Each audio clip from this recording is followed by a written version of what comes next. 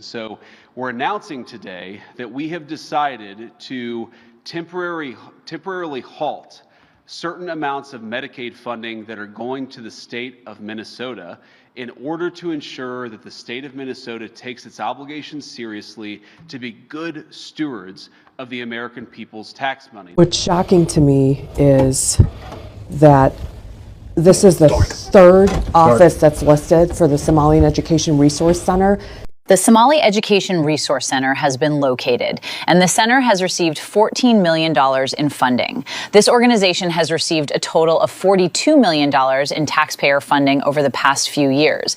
But shockingly, the whereabouts of this large sum of money remain unclear. Investigators first discovered that despite the organization's claims of being dedicated to providing educational resources, the Somali Education Resource Center's actual location was empty.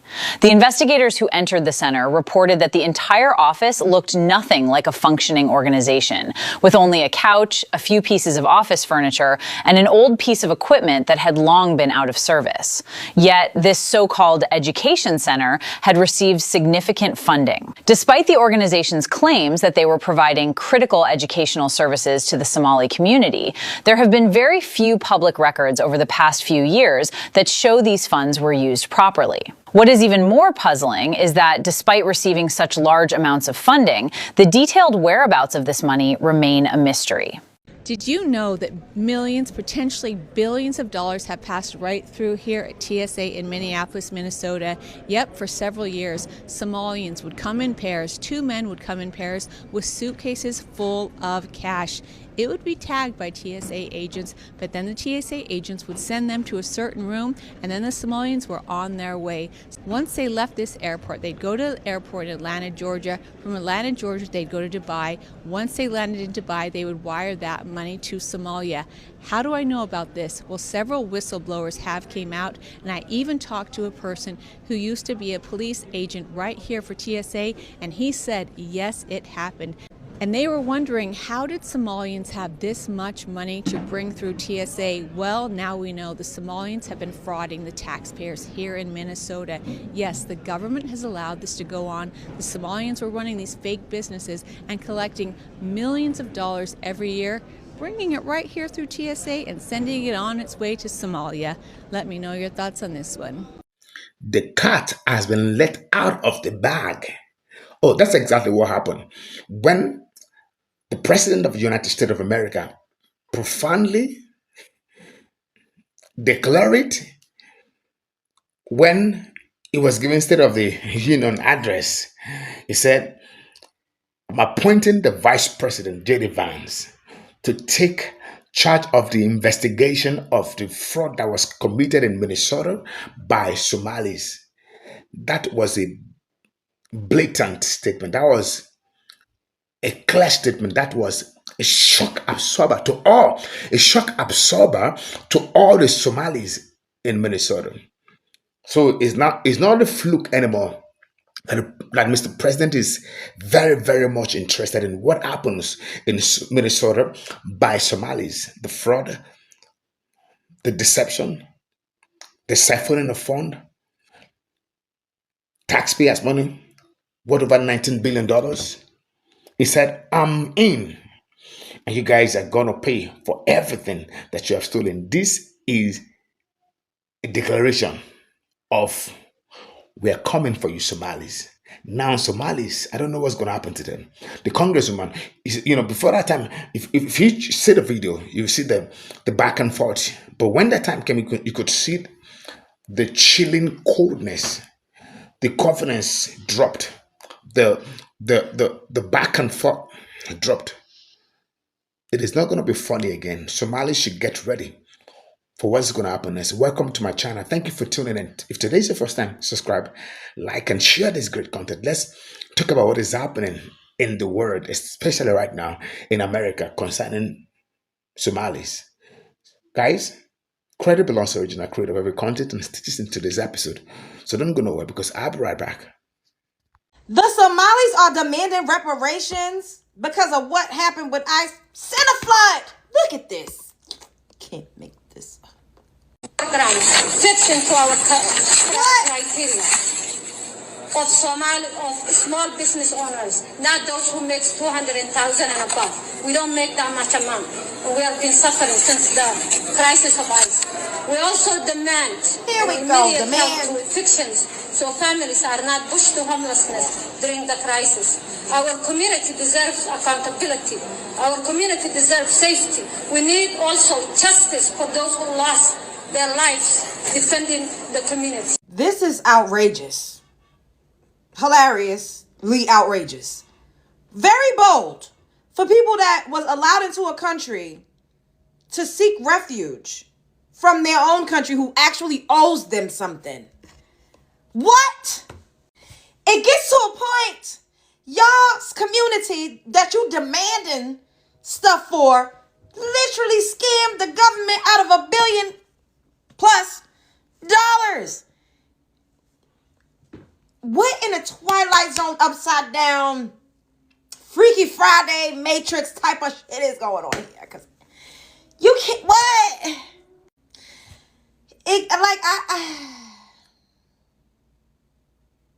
Y'all sitting up here demanding things from the United States government that allowed you all to come in here to seek refuge. Literally over 80% of your community is receiving government assistance. Y'all haven't been paying into the system for centuries. Y'all didn't build this country.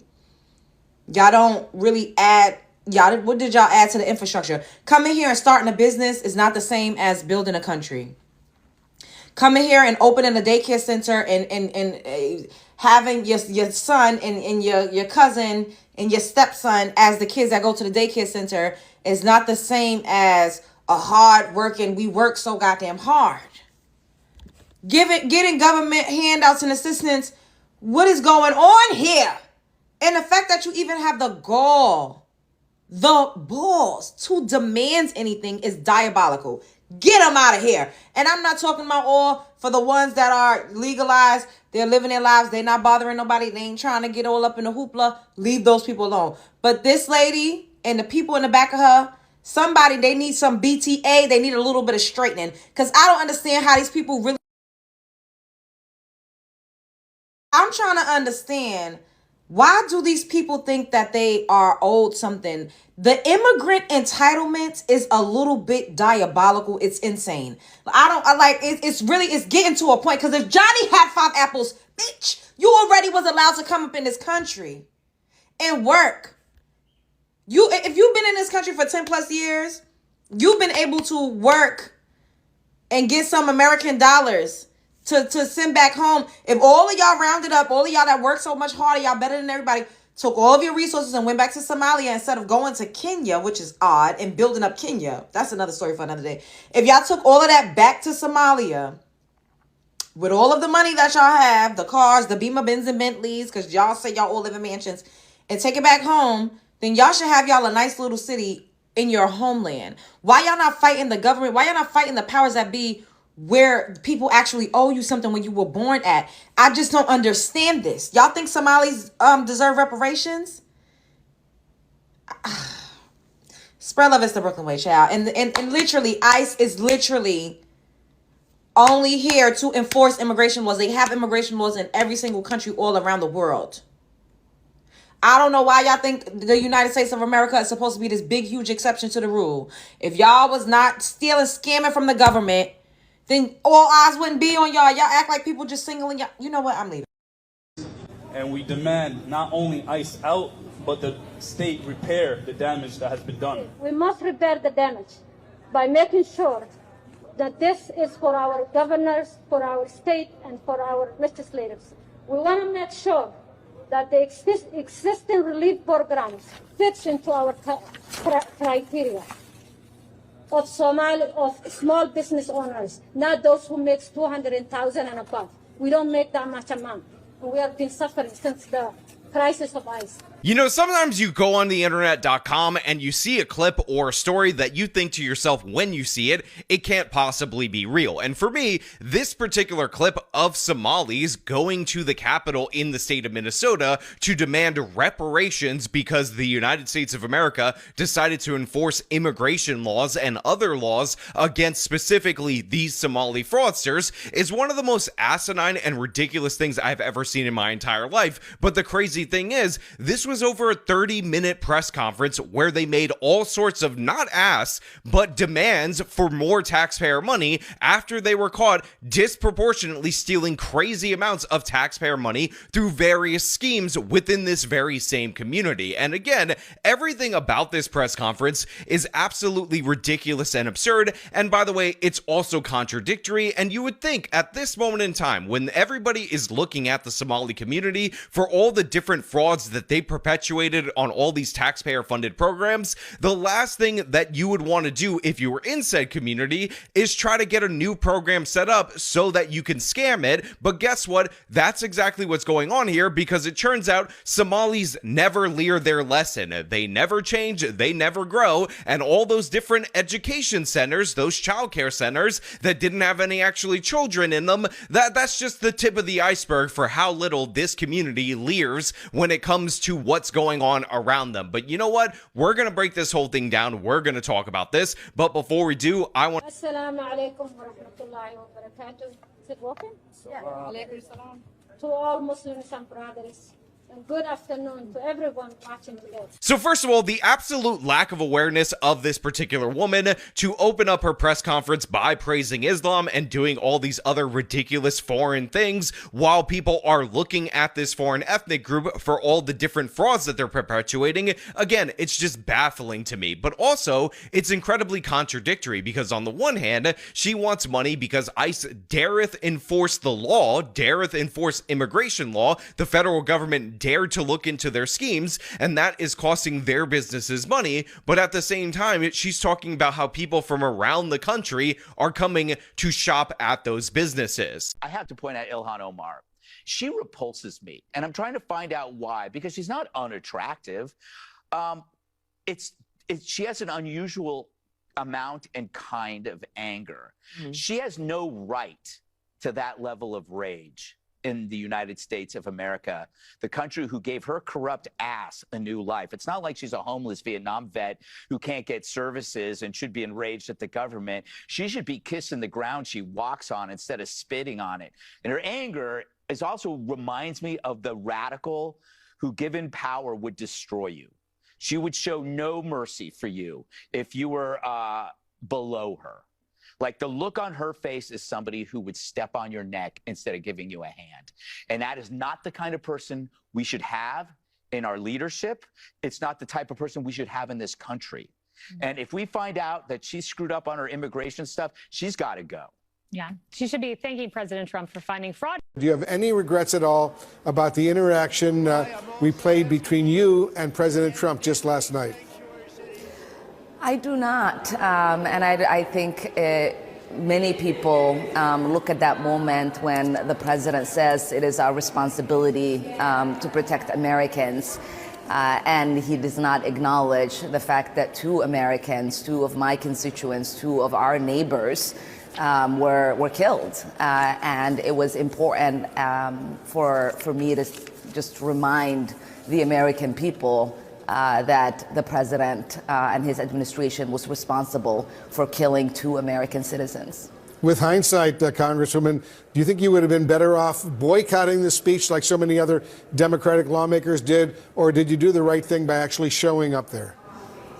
I brought 4 Minnesotans as guests for the Minnesota delegation. It was important for us to be there, to bear witness, to hold the space for our constituents that have lived through an occupation from federal law enforcement, that have been terrorized, that have seen our neighbors been killed and traumatized in so many ways. And so, no, I think it was really important for my constituents to see me there. It was really important to my constituents to hear that I was reminding the president that Renee Good and Alex Preddy were killed under this administration. Hey everyone, we are getting ready for the State of the Union, and I have my guests here with me. It is really important for people to continuously remember the terror that was the occupation of ICE in Minnesota. And these are my constituents who have been drastically harmed by it. Here's Aliyah. Hi, friends. Here's Mubashir. Hi. We have Mary. Hi. And we have Gerardo. Do you want to tell them a little bit about you? Yeah, so I'm here because my dad was taken on January 9 by ICE. Like thousands of others, he was taken by ICE, and the next day they sent to Texas, to Camp East, Montana, in El Paso, Texas. He's been there he's been moved to New Mexico now, but he's been there, he's been detained for the past 6.5 weeks. This is a man who's lived an honest, hardworking life, someone who believes in the American dream. He became a first-time homeowner just a few months ago, or last summer, and someone who really just deserves to have a life here. And a beloved neighbor that we're gonna fight to keep here. Exactly. Yes. And here's Mary. Hi, my name's Mary Granlund. I'm the chair of Columbia Heights Public Schools. The world may have learned that we have children detained because of Liam. He is not the only one. We still have students and families and neighbors and friends in detentions, and we're not going to stop fighting for them until everybody is home and our communities are made whole again. Yes. Thank you. And Bashir. Hi, my name is Mubashir Hussein, and on December 9th, 2025, I was on my lunch break in Minneapolis, and I was detained by federal immigration agents.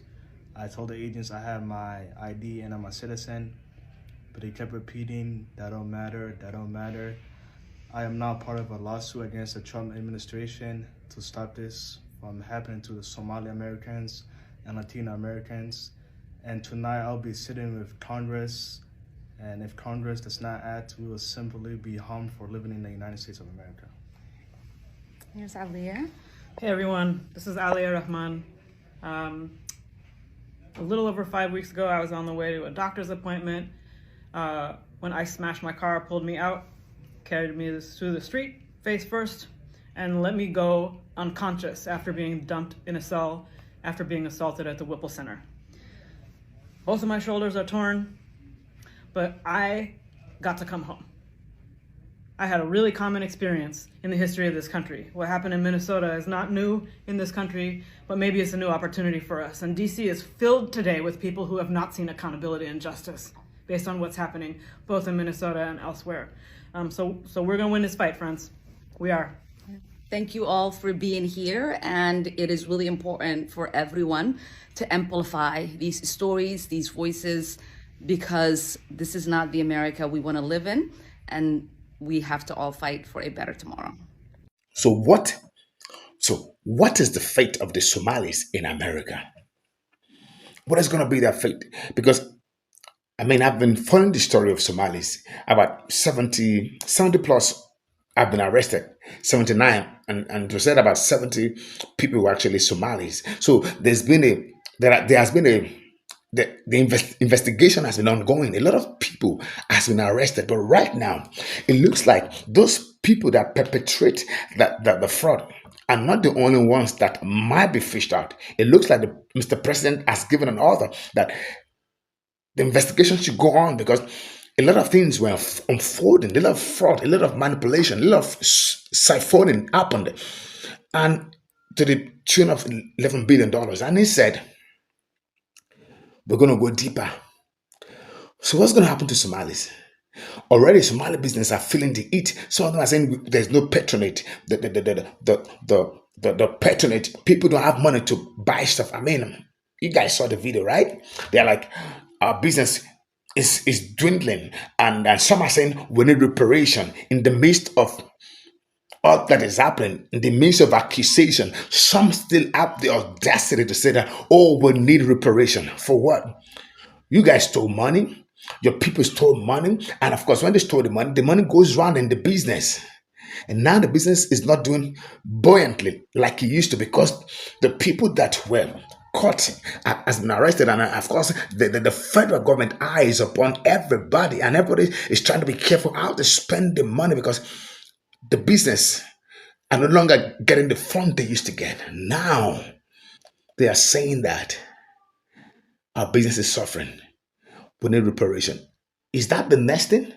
Or a solemn assembly should be done, apologies should be done, and I feel that Somalis should come out confidently and boldly and say, we have wronged the state of Minnesota. This is what was done, and we condemn what was done boldly, not the one that was done by the lady who goofed and she was like, oh, he said Somali, he said fraud is bad. And she was like, so genuinely, she wasn't saying it. But I'm talking about someone coming out to say, we have done wrong to the state, to this country. But we're here to say that we are not responsible. For the people that are responsible should be held accountable. A clear statement, not speaking as if our people, covering and defending the people that siphon from genuinely, and because of that the business has been affected, and you're not coming out to say you need reparation because those monies has been the flow of the money has been stopped, and now you're not saying your business is affected, therefore you need reparation. Is that the next thing the Somalis should be saying? I think the next thing that they should be saying is to apologize, is to say, in any way, government, we're going to support you. We're going to make sure that the perpetrators do not go unpunished. We're going to give you information. That is what Somalis are meant to be saying. Not asking for reparation. Sometimes the arrogance of Somalis, sometimes it baffles me. I'm like, what is happening? You guys came into the country as asylum seekers, and for years, you guys are doing beautifully well, because I'm going to give it to you, your industrious attitude also is part of it. But hey, they give you asylums. They give you life, free school, free Medicare, free opportunities. I think that is the leverage that made the guys to rise. But you guys are not acknowledging that anymore. You're not saying, oh, they're against us. Yet you turn around the narrative. You're not asking for reparation. You're not saying, oh, they're anti-Somali. No, that's not what it is. It's about the fact that money was siphoned that is meant for the less privileged, the vulnerable in the society. But it was not used for that purpose by largely Somalis, because they are privileged to have been in the system. So the money passed through them, of course, with the conniver from the inside. So I feel what Somalis should do next is come out strongly to say, we are sorry. Please, we want to support the government.